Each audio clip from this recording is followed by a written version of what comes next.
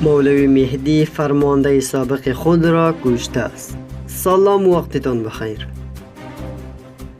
مولوی مهدی فس از مخالفت با برخی تصمیمات رهبران طالبان حدود 3 ماه قبل از این گروه جدا شد. طالبان مدعی شد که مولوی مهدی فرمانده هزارتبار این گروه که اخیراً از این گروه جدا شده بود را دستگیر و از فس کشته است.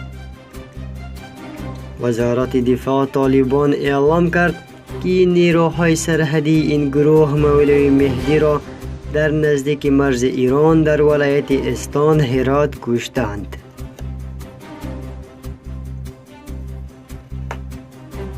وزارت دفاع طالبان با نشر خبرنامه مدعی شد که مولوی مهدی از ولایت سریپول با چندین تن از همراهشان طی روزها گذشته با هرات آمده و قصد فرار با ایران را داشت.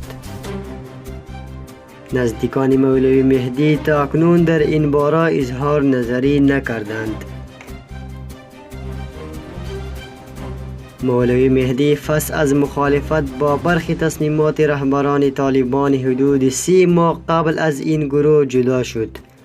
طالبان در ماه برای بازداشت او حملات گسترده را به بلخاب ولایت سریپول انجام دادند، اما نتوانستند او را بازداشت کنند.